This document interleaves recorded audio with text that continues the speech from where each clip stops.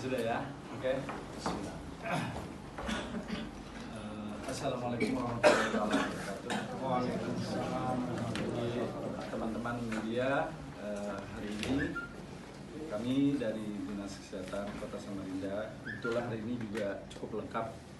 Ada dari Rumah Sakit AWS, Dr. David, juga ada dari Dinas Kesehatan Provinsi, Dr. Pak Suki, kemudian ada Direktur Rumah Sakit IAMUIS, Dr. Serifah Halimah, kemudian juga Kabid Pelayanan Medik, Dr. Nana, dan Kabid P2 Dinas Kesehatan Dr. Rosa. Hari ini kita akan menyampaikan, satu lagi, Dr. Didi, kebetulan beliau adalah dari IAMUIS, dokter spesialis patologi klinikal patologi. Jadi hari ini saya harus menyampaikan beberapa hal terkait dengan situasi. Kemarin mungkin teman-teman sudah kami sampaikan keadaan sampai kemarin ya. Nah, hari ini kami akan menyampaikan terkait dengan perkembangan situasi COVID-19 di Kota Samarinda.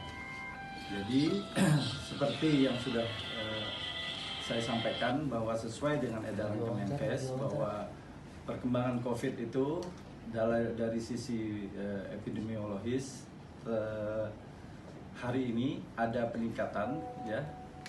Orang dalam pemantauan itu hari ini per tanggal 14 ada 3 orang yang kita tingkatkan ke dalam kategori pasien dalam pengawasan. Artinya pasien tersebut kita rujuk ke Rumah Sakit AWS, gitu ya Dr. David. Dan ketiga orang itu adalah warga Kota Samarinda. Di samping itu seperti biasa juga tetap kita lakukan pengawasan dalam orang-orang yang termasuk dalam kategori orang dalam pantauan. Jumlahnya hari ini berapa Dr. Rosa? 18. Dan 18 orang. Dan yang sudah selesai dalam pemantauan? Masih sama seperti kemarin. Masih 15. sama seperti kemarin ya. Dan nanti teman-teman mungkin bisa bertanya langsung dengan Dr. David. Di sini saya juga menghadirkan dari pemerintah provinsi, mungkin ada teman-teman yang bertanya tentang kesiapsiagaan dari Dinas Kesehatan Provinsi terkait dengan warga yang Provinsi Kaltim ya, Pak Basuki, dan Dr. Sarifah Haimah selaku Direktur IAMUIS. Beliau juga di Rumah Sakit IAMUIS juga kita tetap melakukan kewaspadaan apabila ada hal-hal di mana peningkatan kasus dari orang yang dalam pantauan itu ke dalam PDP ya, pasien dalam pengawasan. Nah, begitulah rilis. Yang penting pada hari ini bahwa meskipun ada peningkatan pasien dalam pengawasan, sampai sejauh ini belum ada pasien yang kita nyatakan positif COVID-19. Itu dulu yang paling penting ya teman-teman tahu. Jadi belum ada pasien positif COVID-19. Yang 3 orang itu karena baru tadi pagi kita rujuk dan kita rawat di Rumah Sakit AWS. Seperti biasa protokol pelaksanaannya kita sudah lakukan swab ya, Dr. Rosa, Dr. David sudah lakukan swab, pemeriksaan lab, dan hasilnya ini sementara kita sudah kirim hari ini juga ke tempat-tempat rujukan yang sesuai dengan protokol. Kalau tidak salah ke Litbangkes dan Ekman ya. Saya kira mungkin gitu. Pak, 3 itu apakah di dalam ruang isolasi atau hanya di ruang perawatan biasa, Pak? Silahkan dokter. Ya, yang 3 itu di ruang isolasi. Belum khusus Pak ya? Ya. Pak, sebelumnya ketiga ruang isolasi untuk infeksi menular. Jadi bukan hanya untuk COVID, penyakit-penyakit infeksi yang lain juga biasa kita tempatkan di situ. Tapi kebetulan saat ini ruangan itu memang kosong untuk penyakit infeksi menular. Jadi yang ada di ruangan itu hanya pasien saja. Yang 3 orang aja. Yang 3 orang. Kembali ke awal dulu sebenarnya.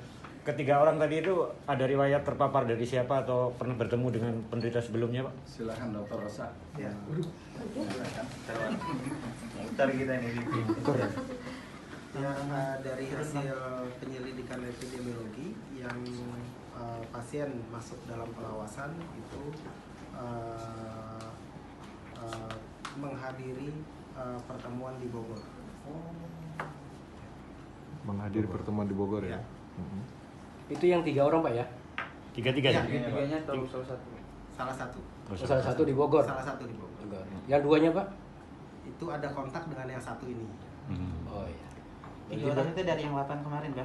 Bukan, Baru Yang sebelumnya? bukan. Baru baru, lagi? baru Oh. kemarin. Oh jadi yang 3 ini berkaitan Pak?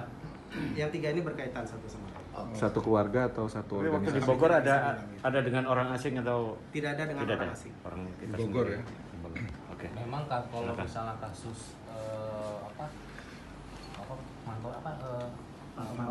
pemantauan ini, mereka itu bisa cenderung ke terpapar ketika berpapasan langsung atau memang berkumpul dalam satu tempat gitu Pak?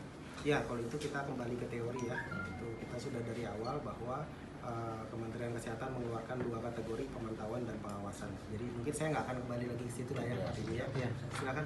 Pak, yang ketiga orang itu ada ciri-ciri indikasi ada flu, demam gitu? Ada gejala. Pak Usah, Ya. yang di Bogor ini kan seperti kita ketahui, yang di Solo yang meninggal ya Pak. Juga kalau kita lihat ke belakang, sebelumnya ada pertemuan di Bogor yang sama. Apakah benar Pak dengan pasien yang di Solo? Satu ruangan Saya pertemuan tidak di bisa Bogor. berkomentar tentang pasien yang di Solo. Ya, yang jelas pasien kita ini dia menghadiri pertemuan yang di Bogor. Di Bogor itu ya.